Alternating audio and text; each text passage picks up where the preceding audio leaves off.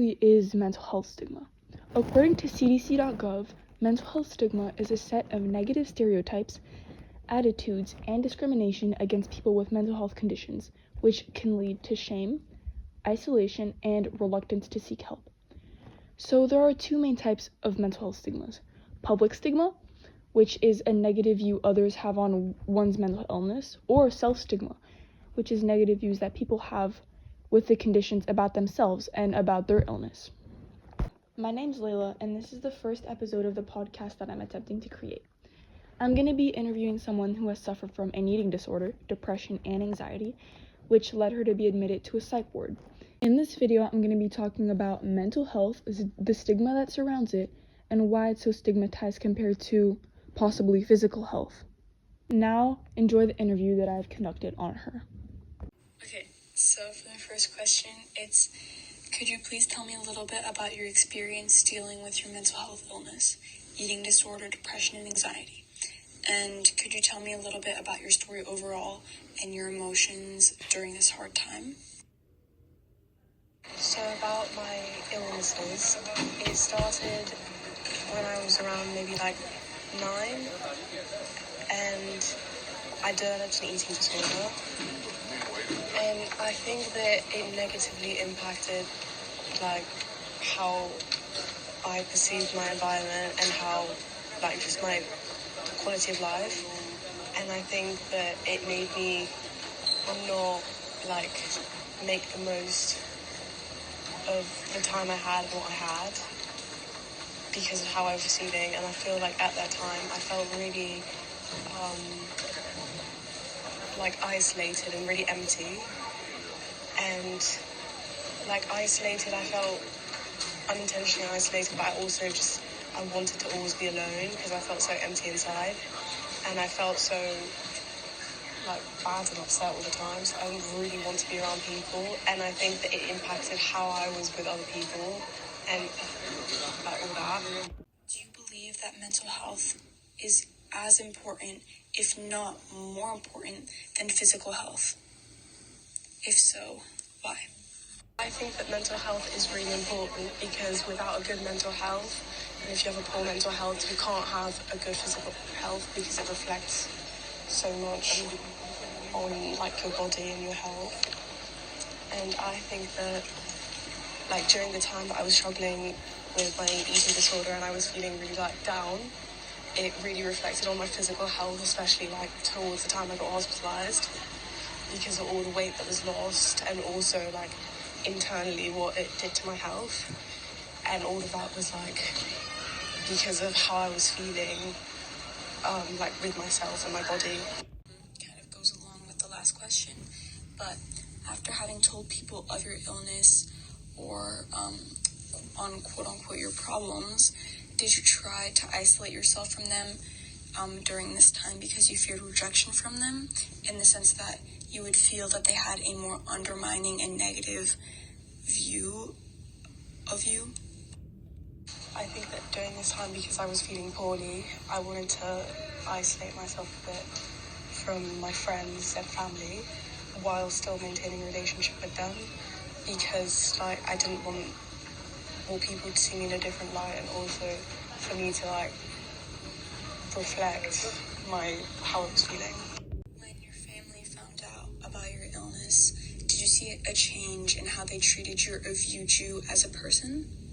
Well, I think when my mom found out about how I was feeling, she started treating me with more sensitivity, and she started becoming more empathetic to try and understand how I was feeling and why, and to help me. Okay, so which do you think is more common? Public stigma, which are negative views on others that have on one mental illness, or self-stigma, which is negative views that people with the conditions have about themselves and their illnesses? I think both are quite common, because I think when you do have mental illness or are struggling with your mental health, a lot of times you try and you kind of deny it because you don't really actually see it, and you don't really want help until you actually get it, because then you realise that you did really need help.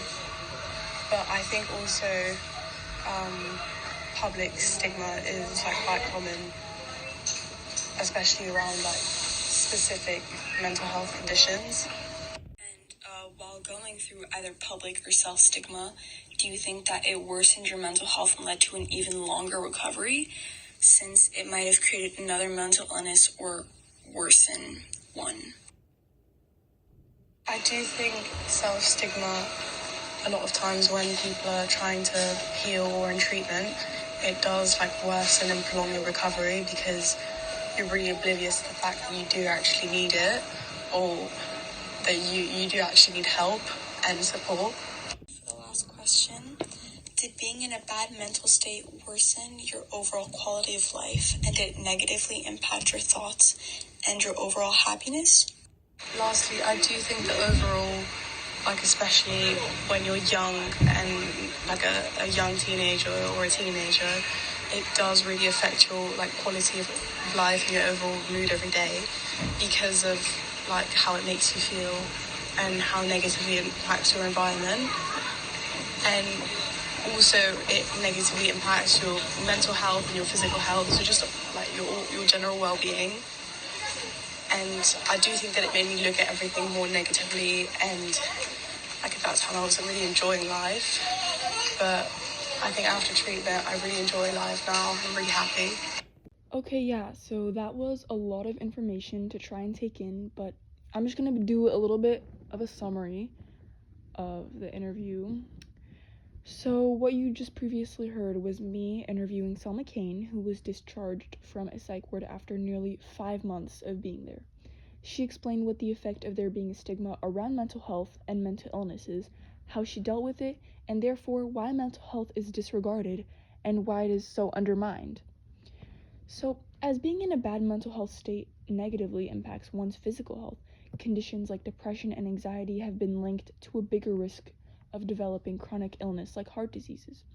Just like physical health, mental health is vital for our well-being as it affects how we think, feel, and behave. Our mental health impacts our thinking, memory, and reasoning. Therefore, poor mental health can affect the way one's brain functions. Repercussions of the constant stigma around mental health may also affect those around this specific person. So, just like we saw, like Selma and what many others experience, there being a stigma around mental health can negatively impact their overall well-being and their overall quality of life. According to the NIH, but also speaking from experience, stigma and lack of information or access to care also keeps many teens from getting help. But sharing personal stories about mental health can offer encouragement and connection. This can help teens feel like they're not alone. So personally, I also suffered from mental health struggles, and I had a best friend who I told everything to and who helped me and my state so much. So please never be afraid or embarrassed to reach out. I promise it can truly save your life. As always, thank you for watching this video and watching me ramble. I hope I taught you something new, and even if I didn't teach you anything, I really hope you enjoyed the video.